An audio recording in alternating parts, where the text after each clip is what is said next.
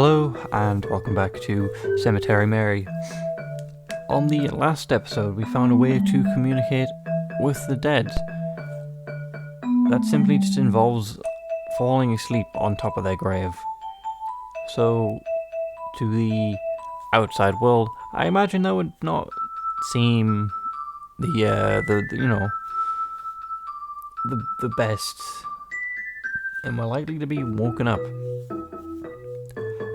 So we tested out with this musician, a violinist by the looks of it, named Lydian, who was unfortunately performing alone.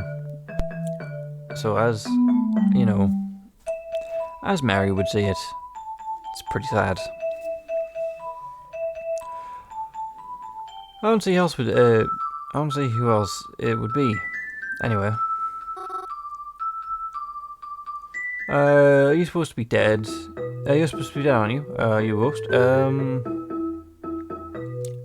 Let's go. Well, these are both not very smart questions. Sorry, Mary. Well, that's actually true. Since you're not haunting people, are you a ghost? Like, you're not in our world, I guess. I don't know. Are you? Me? Why would I be a ghost? You're speaking to me, aren't you?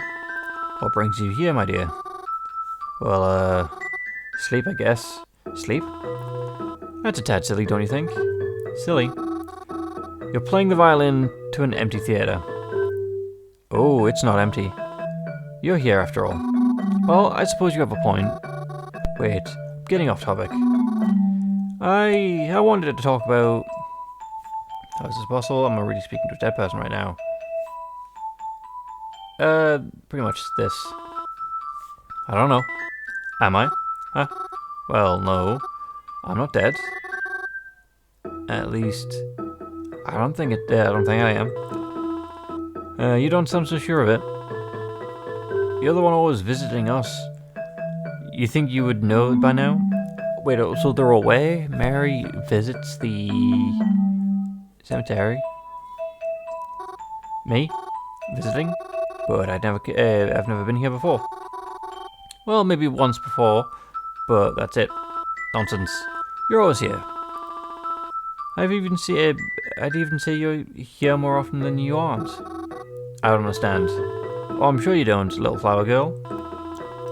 I suppose all those petals that find their way upon my stage just happen to fall from the sky. I don't follow. Silly, silly, silly.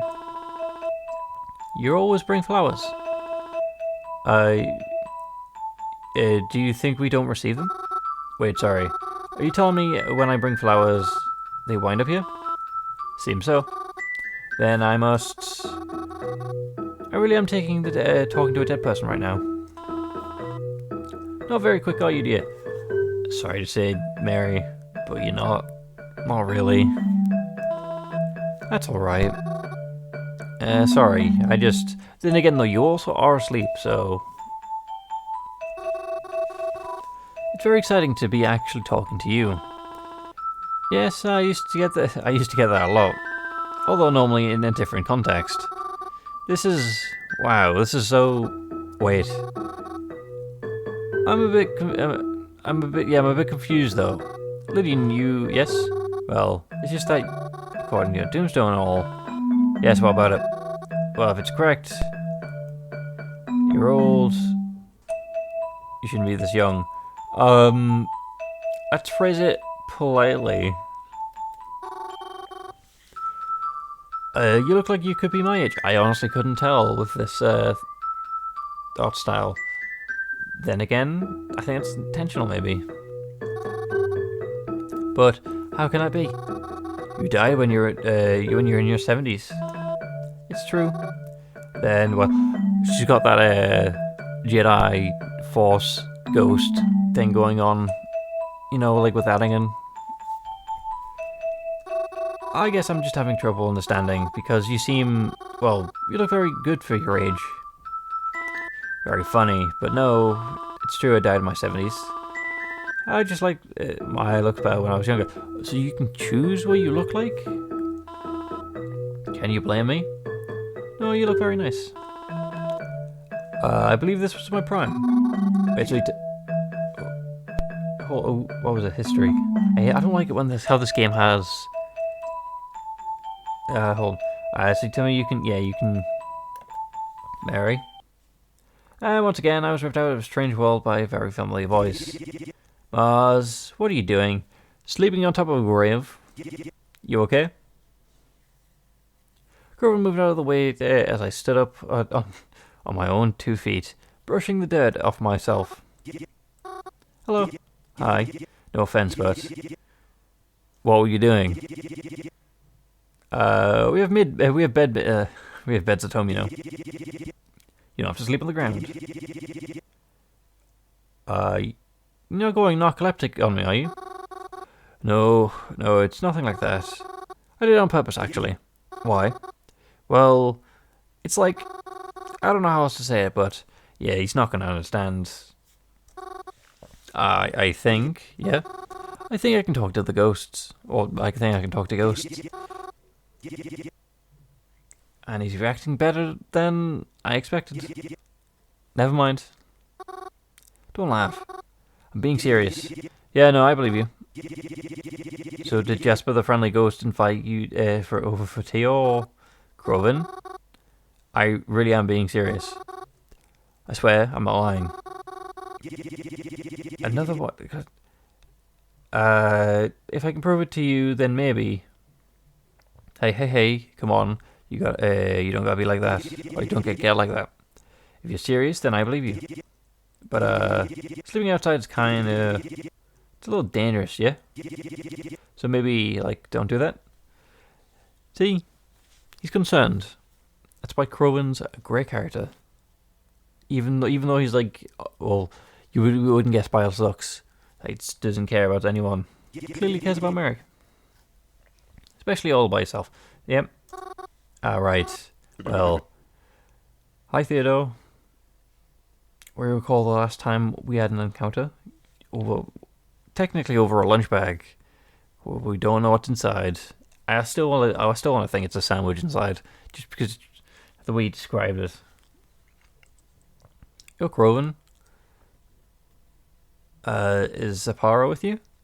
Groven and I turned heads towards the cemetery gates. Theodore and Zapara were on the other side. Theodore was waving over to us, hand high in the air.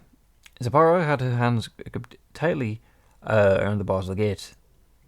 She was bouncing up and down, as if trying to get Groven's attention. As if we couldn't already see them.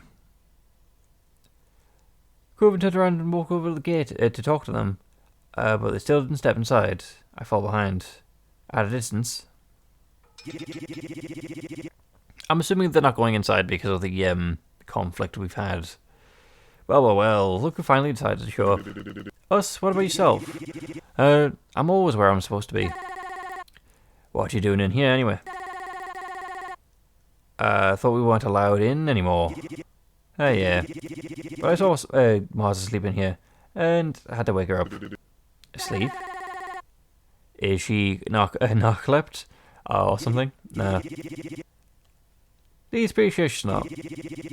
She just thinks she can talk to ghosts. So really, you had to tell them that. Not only that, you had to phrase it like she thinks she can. You're kidding. Hey, don't laugh so hard. Can she show us in? I want to see. I don't know, let's see. Yo, Mars. Crow called out to me. You want to show the boys what you can do? Huh? Sure, she can talk to ghosts. We're going to go to a haunted place anyways. Haunted? Yeah. We're just going to mess around. Maybe pick up a Ouija board on the way out. Or on the way there. But if you can talk to ghosts, then that's just as good, right?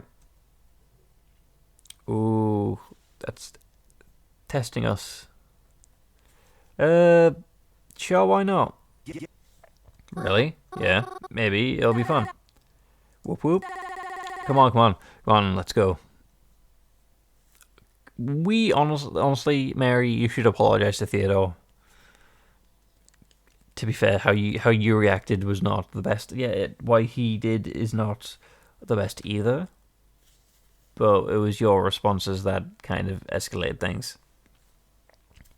I followed Croven and his friends out of the cemetery. I wasn't even sure where we were going, but I felt as though I couldn't decline their invitation, especially since things didn't end up that great with us last time, and I didn't want to leave a bad impression. But it was fine. I was sure that if I just stay close to Croven, I'd probably be okay.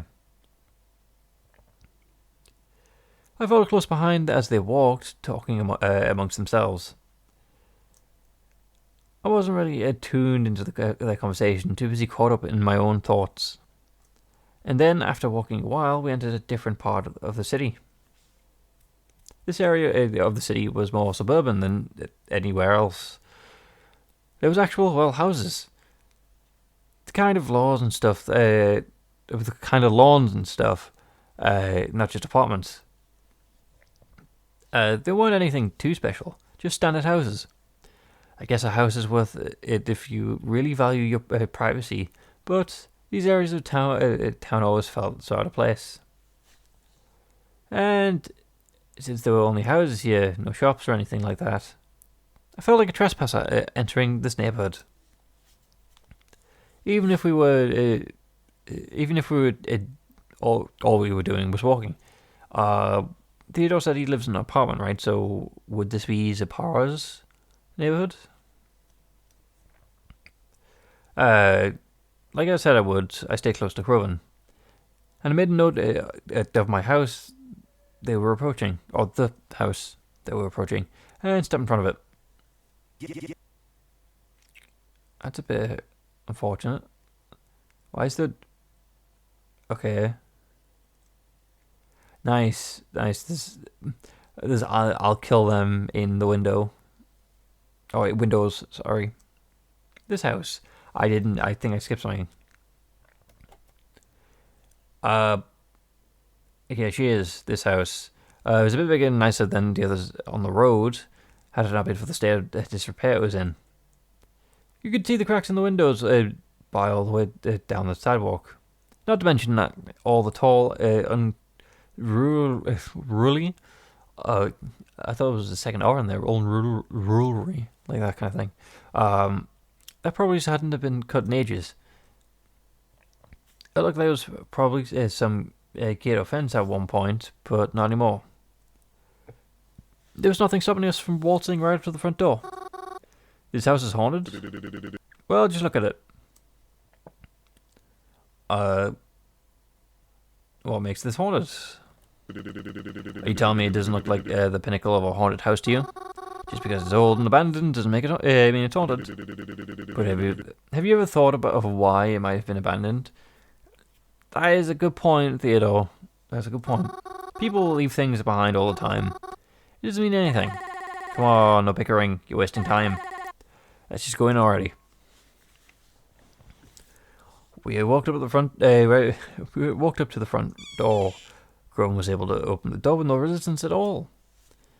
As soon as the door was opened, an awful stench flooded out from inside the house. How long has this place been abandoned for? I mean, again, if this place is haunted, it's fine for us, right? Because we're just going to be asleep.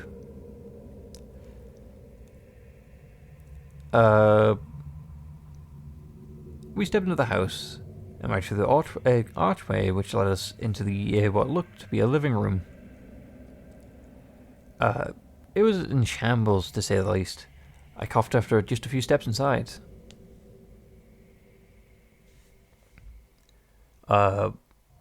It felt hard to breathe, as if there was too much dirt in the air to really breathe properly. It was all very gross. Yuck. Didn't realise how moist this air would be. Haven't you been here before? Kinda. Doesn't matter. We're here, so go on. Do your thing. Time to go to sleep. Oh, what, the ghost thing? Duh. It's kind of what we're here for. What you mean is that we're going to like if you talk to a ghost like you claim you're able to? Alright, well, I mean, it's not easy. So far, I've only been able to do it while I'm asleep. And, well, just wake up. You just woke me up a little while ago. Oh, come on. Sure, you can do it. You have to at least try. We didn't drag you all the way here for nothing.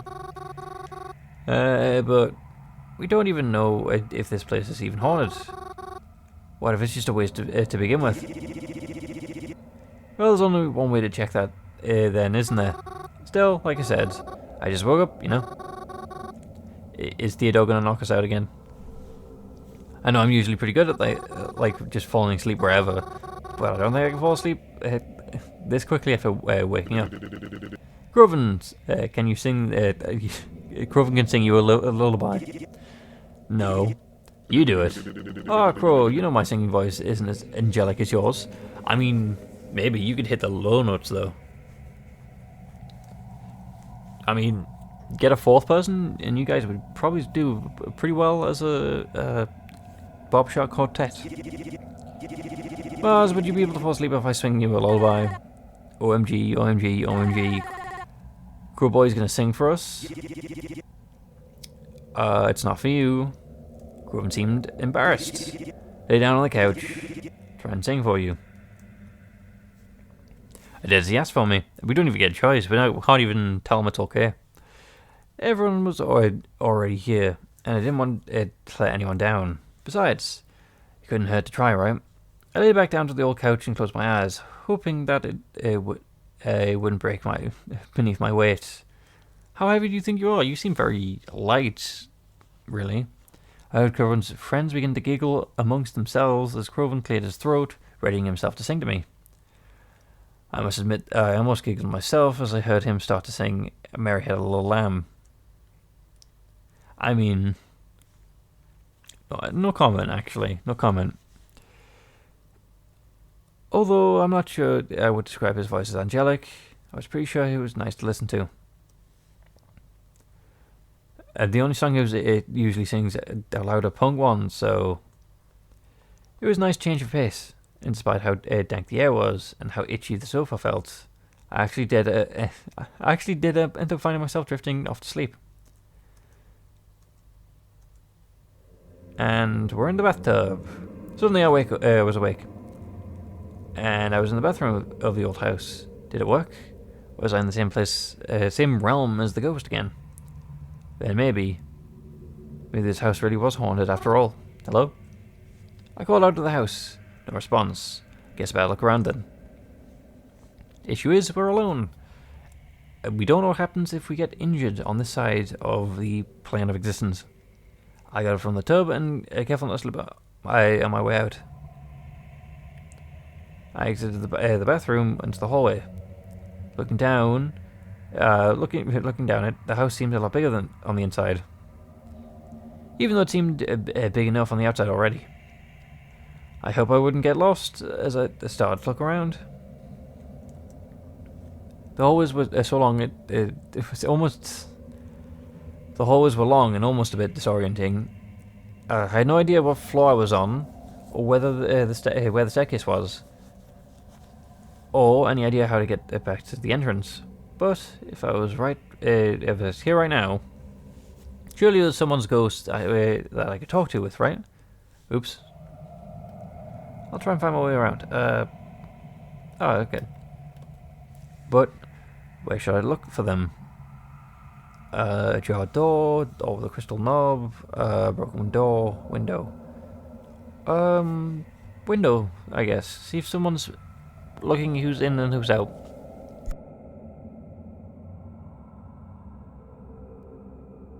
I looked at the window, trying to get a better gathering of where I was. Besides, it was probable that the ghost would be standing outside too, maybe in the garden or something. I wiped the dust of the window, coughing a bit as it came off into the air. I kept my hand on the glass and peered outside. It was still pretty hard to see much, but it appeared if I was at least on the second floor of the house. Now, is that the American second floor or the British second floor? I'm assuming the American, meaning because you've got the ground floor, the first floor, the second floor, whereas we just call it the first floor and second floor. I didn't see anybody outside though, so I'm going to assume we're at least 3 stories, the third story high. Yeah. Ground floor, first floor, second floor. Yeah. Ghosty, where are you? Broken door.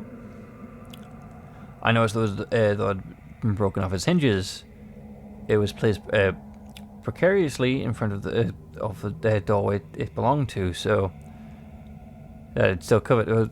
So that it still covered it, but it wouldn't topple over. I walked up and grabbed the handle with both hands. I lifted it up and gently brought it to the sides, put it into the new open doorway. The light from the window leaked in through, but it was enough to see with. There was all metal frame, single bed on one end of the room, and the old desk on the other. Other than that, there wasn't much else. There was no ghost either. I placed the door back in front of the doorway, the way I'd found it. Cool. I approached the door with that had a crystal knob on it. None of the doors had passed something like this. It must have been a special room. I grabbed the knob of the door. The crystal felt cool in my hand. I turned the knob, but the door wouldn't open. Tried again, and it still wouldn't open. I decided to give up on it. I didn't want to force it open. Besides, if it was locked, probably meant there wasn't supposed to be in there anyway.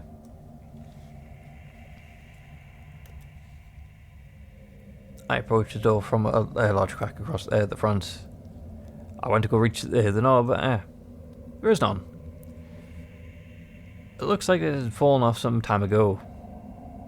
I tried to push the door open, but it wouldn't budge. I leaned and peered over into the hole whether the knob should be. Is this a jump scare thing? No, nothing. Or rather, too dark to see anything. Oh well. Leaving the last option, the ajar door. I looked towards the door that was at the end of the hall. It was slightly ajar. It wasn't a jar, it was a door. I walked over to it and opened it all the way. I looked inside the room. There was a bookshelf with hardly any books, and a worn-down cozy chair to sit and read them in. But no ghost. I closed the door and I closed the door all the way this time, and I left it alone. Kept looking, but this place seemed completely empty. What was I going to do? Surely I'd be waking up soon. And when I did, I'm sure the others would be excited to hear what I'd found. Should I just make up a story of the ghost I met here? I mean, they wouldn't know the difference if I did, right? It seems like that's my only option until footsteps. There was someone here after all. I heard them run away from my direction. Wait, come back. I followed after them. The direction they ran to, it led me to a door. When I opened it, there was a staircase behind it, leading upwards into what looked like the attic room. Okay. Well, there's only one thing to do here. I climbed the stairs and opened the attic's hall door. Upon reaching the top, I was confronted by another open doorway. The light was leaking in through it. Was there a window up here? I walked closer and turned the corner, and then... That's unfortunate. Zapara?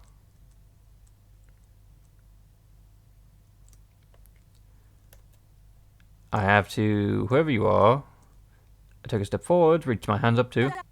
Boo! Okay, so we're awake. I stumbled backwards and fell on the floor. Dude, that was so funny. Oh my god, you should have seen the look on your face right now. I got you good, dude. And she's crying. You... Right, anyway.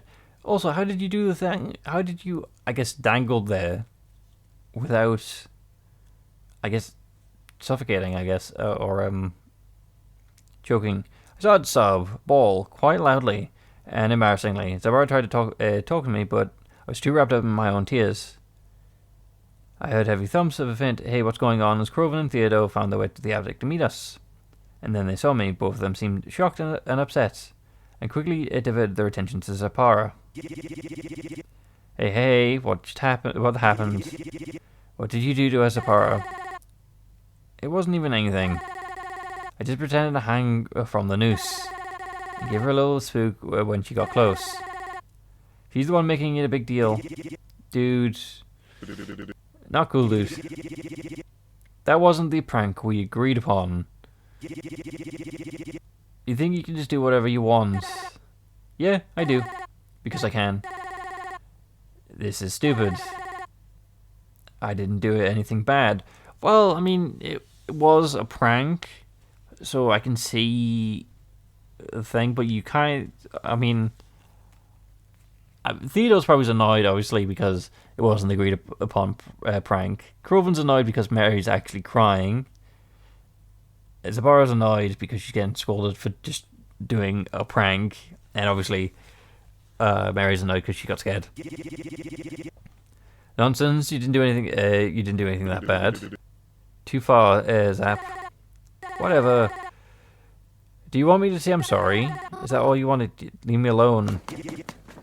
Mary waits. Ran out of the attic. In fact, I ran all the way out of the house, kept running down the street until I got back to the more familiar areas of the city. Tears blurred my vision, and I kept running. I think just being fueled by my emotions at this. Yeah. I didn't want to think of any of them. Enough is enough. I tried so hard to be nice, to be polite, to be their friend, but it's clear to me now that could never happen. I could never have friends with people like this. People like... And to think Croven continues to be their friends with them. It's no wonder he has been mean to me lately. We mean lately? He started off the story mean. And as well as and all this was going in on my head, I kept running. I kept running and running and running. Until, who were we running into? I bumped into somebody. Oh, is everything alright? That voice. Reginald! Haven't seen you in a while. Hi, man. You okay? Huh? Oh, sorry. I'll get out of your way. Oh, wait just a minute now. You seem awfully worked up. What happened? No, it's okay. Don't worry about me. Not worry. Look at you.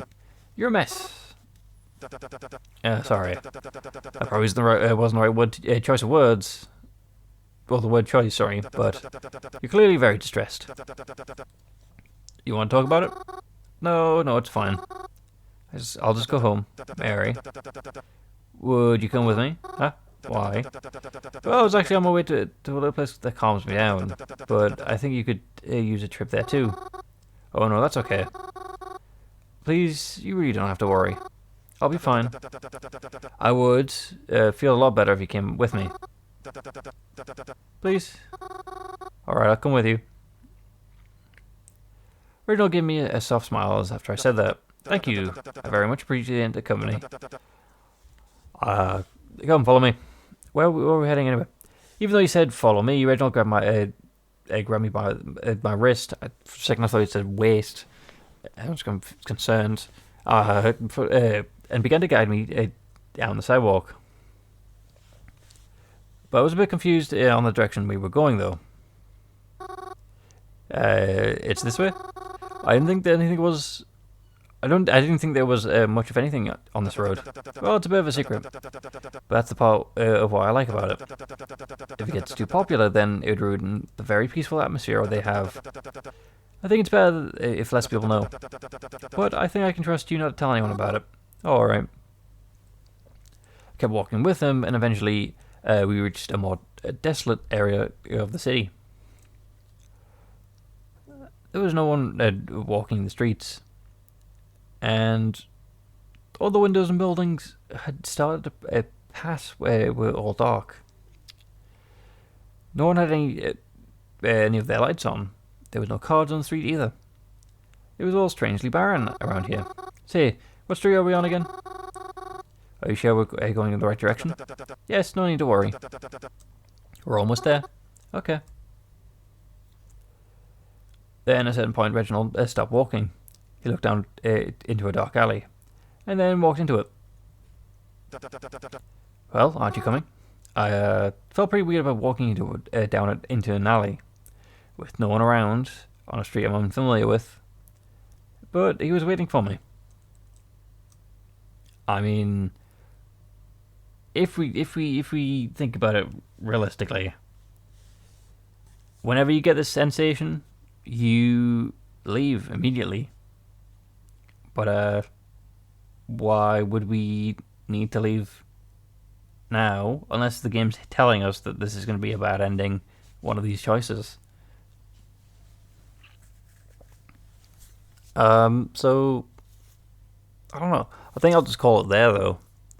Hopefully, you've enjoyed, and hopefully I can see you in the next one.